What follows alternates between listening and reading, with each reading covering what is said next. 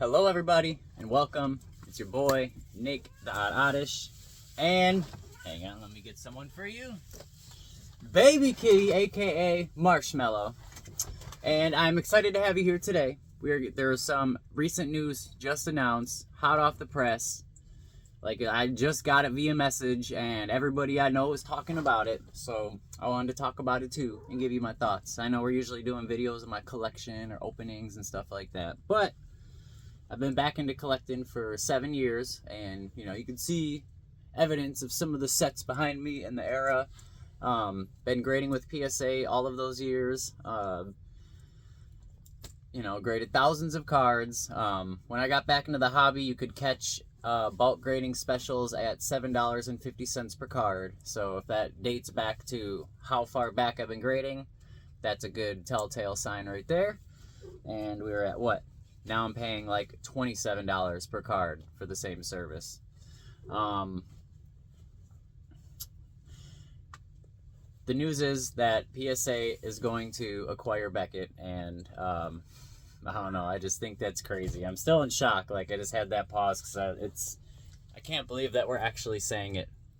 We're going to go over to the computer. I got an article I want to read with you guys. Let's go over there real quick.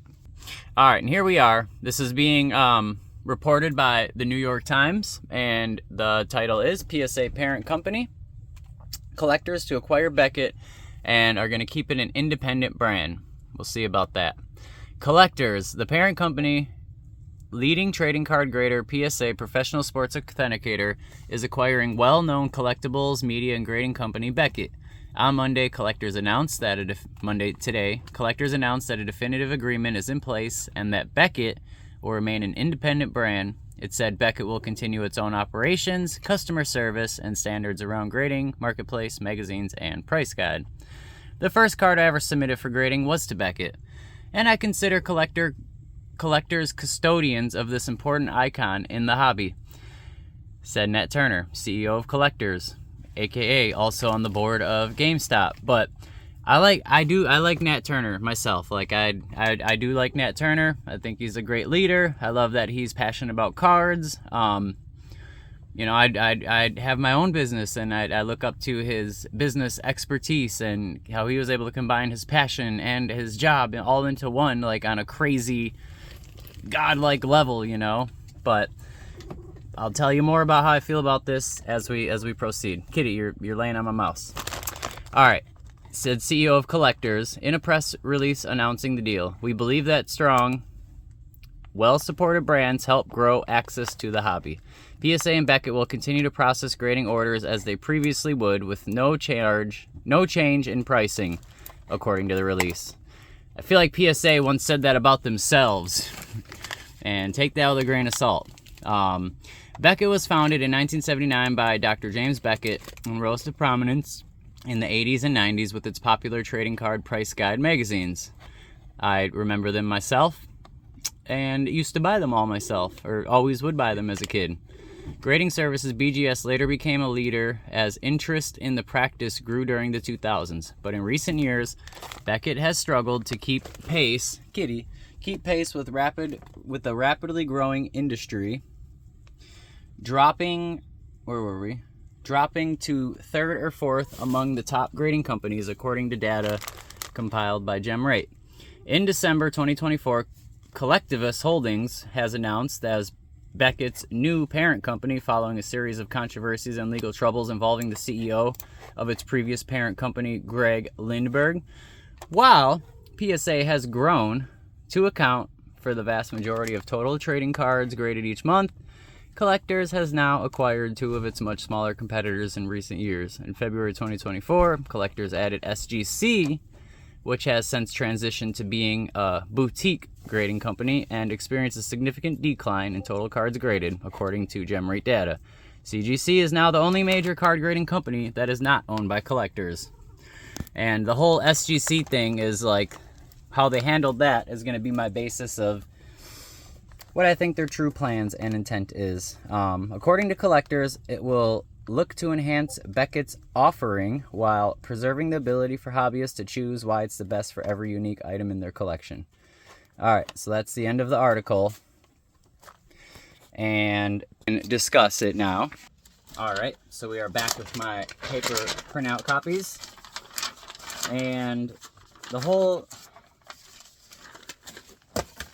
SGC thing kind of is like a telltale sign of exactly what they're going to do with the company, right? PSA, their times are really long right now. I was at a card shop that I'm working at and helping open, and like I saw the bulk on the website is it says 95 days. So like they keep increasing the times, and what they did with SGC, and Nat Turner even said this in some interviews, is, you know, they took some of the talent and offered them like incentives or whatever to like cross train into PSA and be a floater from SGC and PSA and this and that, and you know, brought a lot of the top talent from SGC to PSA. And you know, you can look at SGC, like they're obviously on a decline.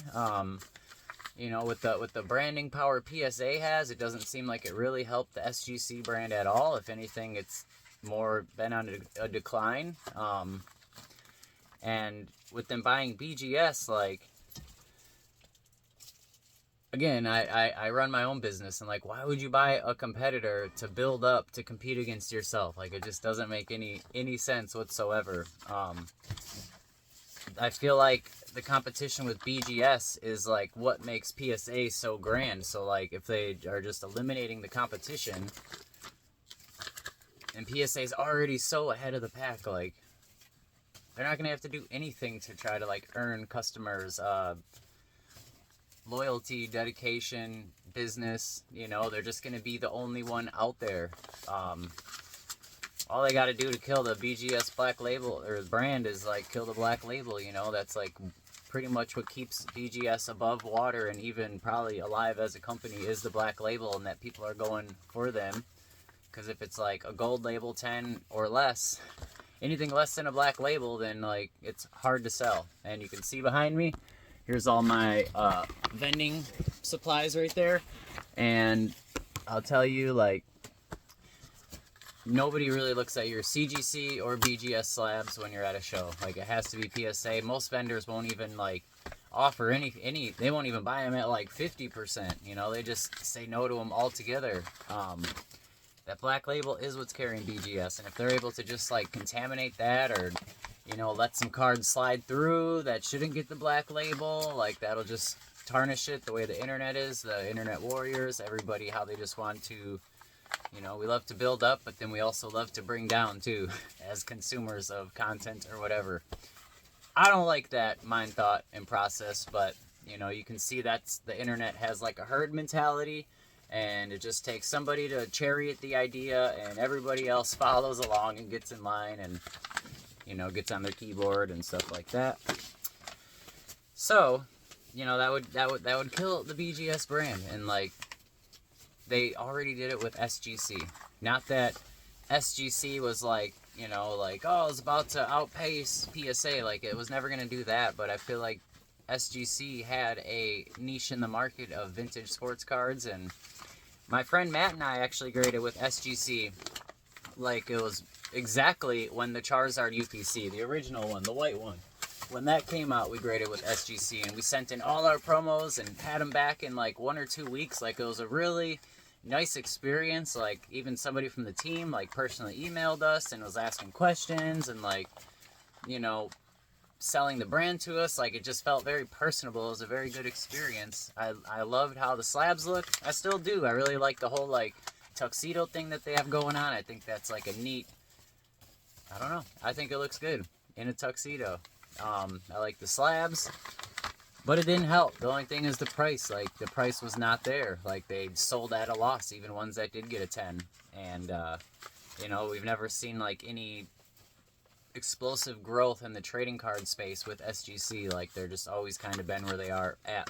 I picked up a Mega Gardevoir from Mega Evolutions, and it was a 9.5, super clean card. And I got it for the same price and or less than the raw price of it. So that just shows you like the power, and you could tell like the dude was newer to the hobby, and he must have saw the turnaround times for SGC and graded it with that, but I guess other vendors like weren't even interested in the card. And I just feel like the same thing is gonna happen with Beckett. Like, I just can't see strategically, and granted I'm not, you know, a businessman at the level of Nat Turner and the level of expertise in businesses that he's ran and stuff like that, but I just don't see in what world it would make sense to buy your number one competitor and like grow the brand, you know? Like, they already are all in on PSA, and I don't know, maybe it's something in business that I just don't know or I'm too green to see, but you know, like, you would think with the level of awareness PSA has that SGC, like, you'd see it like anywhere on their website or something, or like that would have got some kind of growth, you know? Like, PSA has, they know how to market, like, that's for sure. They know how to be in everyone's mouth. Hence why I'm making this video right now talking about PSA. So they know how to do it, but they haven't done anything to help SGC. So I just don't see why they would do it with Beckett, you know? But like the article did say that his first card was a BGS graded card. So the legacy of BGS, like, that's one thing that they have, is they have the legacy, you know? Like, we all remember the Beckett magazine. That was before the internet, you know? You flip through the magazine to find your cards, and hopefully this magazine that was printed 30 plus days ago, it has the right prices and this and that. They are like part of, you know, card history. And like, I actually, with how PSA is right now, the wait times, you know, they just increase the times again. I was actually going to send out, I have a first edition Charizard I want to grade, but I'm expecting it to get like a 3 or 4. And I know if I send it to PSA, it'll be above the 5,000. So they'll charge me $600 to $1,000 or whatever to grade it. Beckett, it's a solid $175 flat fee. And they said I'll have it back in like 5 to 10 days. So I'd have it back so fast. I just, I don't know. I don't know how I feel about it. I totally lost that train of thought there. There was a message that came across and I read that. But I just hope that they, oh yeah, we're talking about the legacy. I hope that they do keep it alive, because they are a legacy brand. And I did want to send in that Charizard with BGS at the 175 because there's no upcharges. So like, I was thinking like, hey, BGS is like a good place if you're trying to avoid the upcharges or this or that, or maybe that's the place where collectors can grade their cards and not have to worry about getting upcharged for cards that they're just gonna, you know, throw in their cases or on their wall or whatever.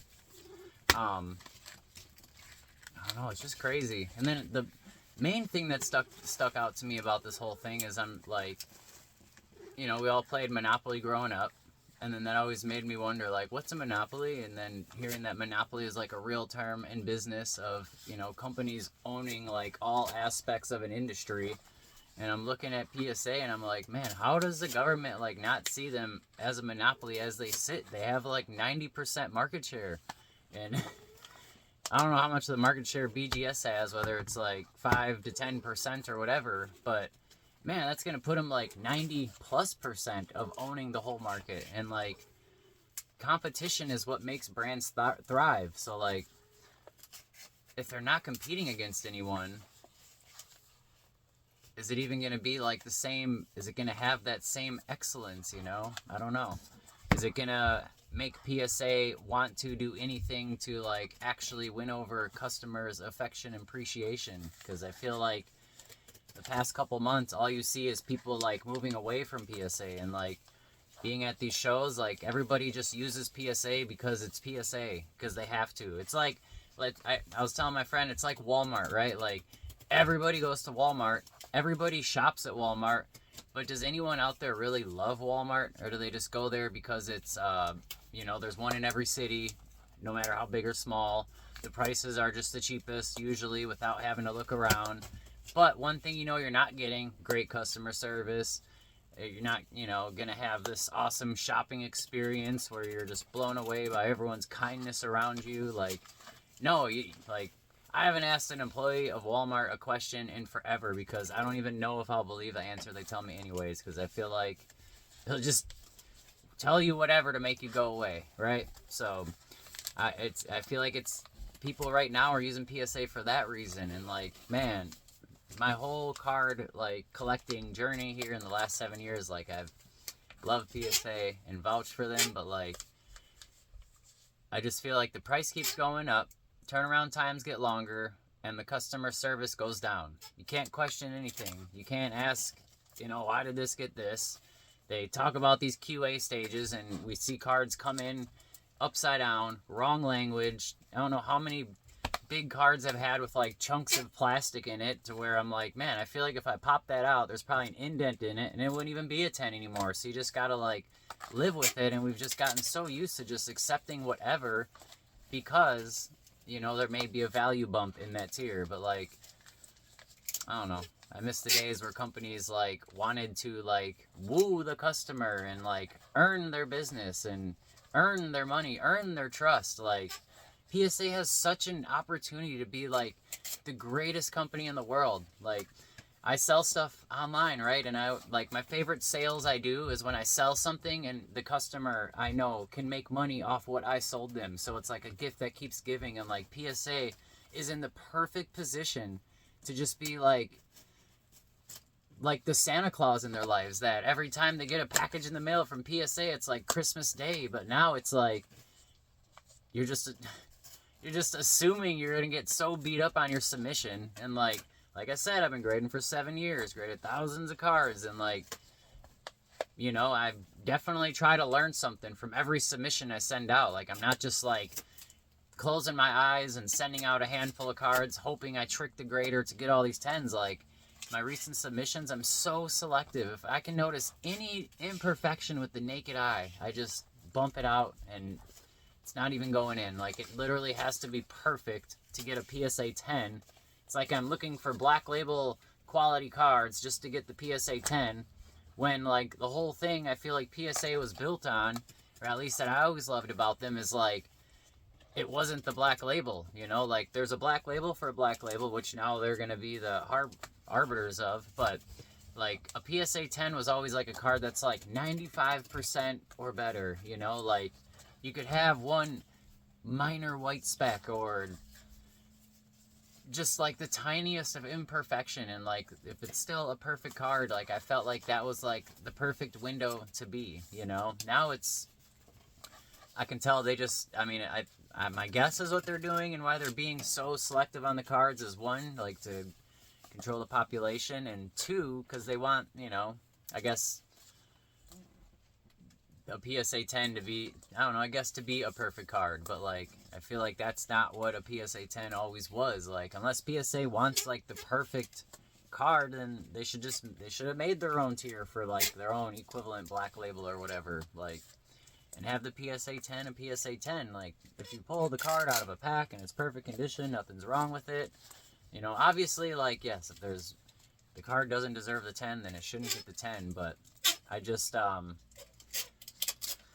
feel like you can grab 10 random 9s without even looking at them and crack them, resend them in, and, you know, half of them would come back a PSA 10 because it's just that subjective. Like it's, or like their graders like all have their own different unique standards of what's what, you know, and it just, you're at the mercy of, I hope I get the grader that is just honest with the cards and like not putting 9s for just, I don't know. Like I got, you guys seen the Umbreon I graded from the surprise box? I got a PSA 4. Like I could see a PSA 9. That would have been the worst case scenario. But like I sent it in because it was, I thought I had a really good shot at getting a 10. Granted, this 10 is only like $100, so like I for sure wouldn't send it in. If I even thought it could get a 9, I would have just held it back, threw it in the binder, been done with it. But I got a 4. A 4! And there's like no one I can talk to. There's no one I can call. Like, what's up with the QA checks? Like, nothing was looked at. Like, what do they look at? I feel like if I was in the QA department, I would be like, all right, give me 2 of the highest graded slabs, 2 of the lowest graded slabs, and something in the middle. Or something, you know? Like, I don't feel like, what do they look at? Like, I've had cards that the label said Japanese when it was clearly English. The chunks in slabs, part of the card wedged in the little risers inside of the slab that's supposed to hold it in place, cracks in the slabs, endless. Every submission I've ever got has scratch slabs. Like, it's, they like stack on, like, when I have my slabs, I don't scratch them. Like, unless I drop them, that's a different story, but, like, they stack nicely. I don't, like, throw them around like they're trading. Okay, they are trading cards, but I don't throw them around like they're playing cards, like I'm shuffling a deck. Like, I don't know, I can still maneuver them fast, but, like, handle them in a gentle manner to where I don't damage them, right? Because, like, I would never even send a card back into PSA to get reslabbed, because I feel like, how do you even know it'd get that same grade, like, if they regrade it or whatever, I don't know. I feel like, how can that be consistent when there's nothing else consistent? And I don't know. I just been, like, almost mad at PSA lately, just with the direction that they're going, man. Like, you would think, like, working with a company and, like, shoot, man, I mean, on average, what would I spend per year? If you did a sub every 2 months and you're spending $1,000 a sub, you're spending $6,000 to $10,000 a year times 7 years. Like, that's a substantial amount of money. You think that there would be, like, a relationship that grows over time, not, like, the longer you're with the company, the more ways they figure out how to just get more money out of you, Like, I've never been more, like, I don't know, I have a submission sitting over there that just needs to be processed, put in, and sent out, and I just haven't even been motivated to send them in, because, like, with the upcharges and all the anomalies and all the changes always happening, plus the wait times, like, it's just unmotivating. Like, I feel like a lot of the changes that they've made lately just hurts the collector, and, like, it makes it feel like they just don't care about their customers. It's like, why the upcharges? Like, like, I could see, like, the tier, whatever, but, like, man, paying $600 to grade a card that's gonna get a 2 or 3, like, I don't know. I just don't get it, Like, why is it so bad for the customer to win? Like, it's like PSA doesn't want us to win, It's like, oh, you can't win too much, We need a bigger chunk of that. Like, man, I'll tell you what, man, if I got hit with a $600 upcharge, dude, I don't know if I'd be able to pay it, or I'd have to sit and work extra weeks to, like, get the money together and pay it, even if it's a big card. Like, $600, if you're buying cards raw and grading them and trying to earn a profit to help build your collection, like, $600 on any card is big. Like, I have a Whale Lord and Magic card, GX, the one done by Oyama. Paid $1,000 for it. It's came down a little bit now, but the PSA 10's like $2,000. So, like, a card like that, like, how much are they gonna upcharge a card that they say is worth $2,000 or $3,000? And then the values, you're going based off their, like, card ladder value or whatever that they deem, like, at that current moment, like, not taking in market manipulation, spikes in the hobby, anything like that. I don't know. I just feel it's so crazy. Like, the perfect company is the company that, like, your customers can make money. So it's like you're passing off the privilege of you're selling the option to make money. Like, that's a guaranteed sale. Like, another thing I've thought too of why they keep raising the price is that maybe they just want less submissions. They might want less cards right now, and they're able to get, like, the same amount of profit with taking in, less cards or whatever, and needing less graders by increasing the price of the service. But I don't know. It's just taking the fun out of a lot of it. Another part too, like, for the last, like, what, year and a half since we've been in this recent bull market that we've been in, I've stopped sending in at the $19 bulk tier, and I was using the $25 value tier or whatever, because the bulk tier was 65 days, value tier was 45 days, and they increased the value tier to like $28, $29 a card. So now it's literally $9 more per card from bulk to get that 20-day bump, right? And I took their times to heart, and My last 10 submissions were at the $25 and $29 price, and I sent in a bulk submission from my friend. It jumped ahead 4 of my submissions and was done before 4 that I sent in beforehand at the $9 more per card tier to get the 20 days faster.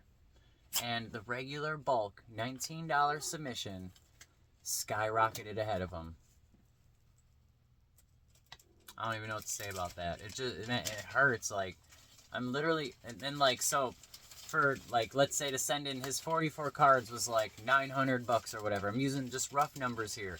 His 44 cards were $900, and my like $25, $30 card submissions were $900. So just think of like 10 submissions at least, for easy math, 10 submissions, and I basically just like threw away the option to grade 15 cards times 10.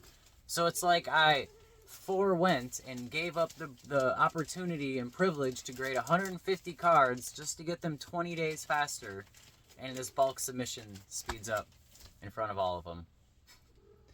And honestly, I feel like the bulk, like, you get better grades in there or whatever. I don't know. The last part is tinfoil hat theory, but the times I'm telling you, that part is true. And it just, I don't know, man. The lack of consistent everything, the upcharges, the extended times, I just feel like they're just trying to do anything to, like, I don't know. It just doesn't feel like PSA loves their customers, you know, like they should. Like, it's us that propels them to the top, and we grade with them blindly, and we support their company blindly. Like, look at the internet now from this news. Like, everybody's in tune to PSA, and they have the option to just be like the greatest company in the world to us collectors. And it just seems like they're more worried about, you know, increasing profit margin, you know, $3 at a time for every upcharge, when I feel like, how much can a slab be, right? And they buy them millions at a time, or however many. Like, even if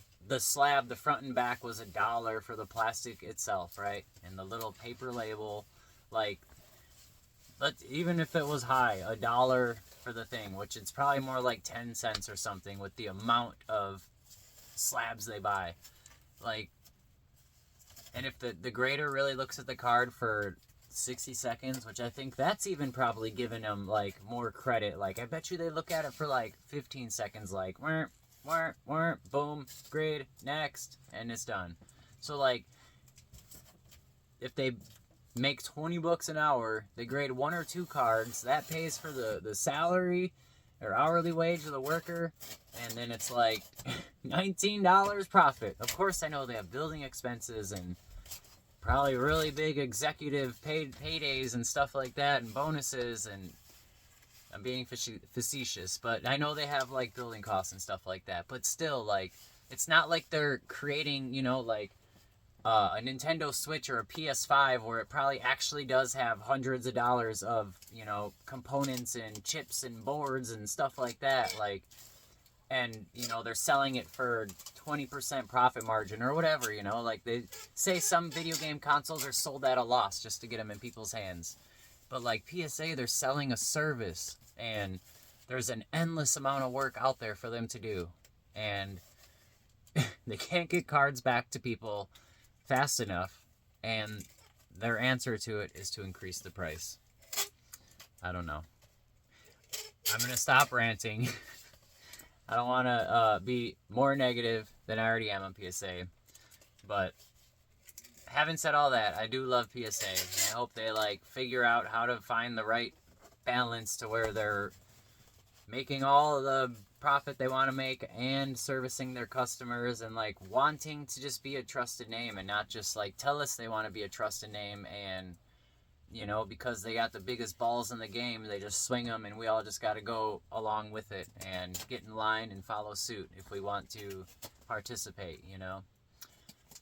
Will they build BGS? I don't know. I don't see it. I can't see any benefit of why they would want to like build PSA or BGS up just to take market share from them. Or, okay, maybe they're buying BGS, hoping some of us will send stuff to BGS and relieve some of the pressure from them. And since BGS is like 10, they're grading like 10% or less of all the cards being graded these days. Maybe if BGS was grading 20-30% of them, then it would make PSA's times go back to normal. I don't know. Maybe that is the route they're thinking. But I guess we'll find out. Time will tell. My initial thought is like, well, I guess goodbye BGS, I don't know. Just mega corporations like that, when they're doing takeovers, it's not always like,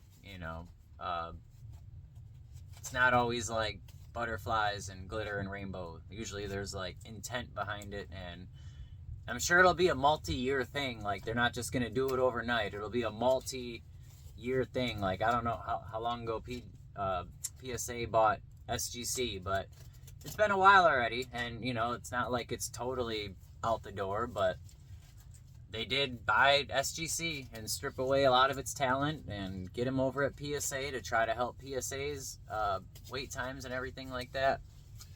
But I really don't want to see Beckett go away. Like, I've been talking to my local card people and saying that I want to actually, like, send to BGS. Like, I've sent stuff via other people to BGS, but I've never actually, like, done my own submission there. Mainly because one of the things PSA has right is just letting you get the cards there without having to pay up front. I have a feeling if Beckett did that too, that they'd also see a lot more business. But who knows, maybe PSA will change stuff like that so you can just send to Beckett, pay when it's done, and not having to... Paying up front is hard. Like, we're already investing, or like me, I go out and I buy a lot of singles to grade, so like I already have the money invested in them, and then my goal is just get them out, get them out, get them there, get them there, get them there, and then as they release, like, when you have 30 graded cards ready to go, it's just, $900 is in the way of getting them out. You can come up with that 900 pretty quick, through various methods or other slabs or whatever it may be.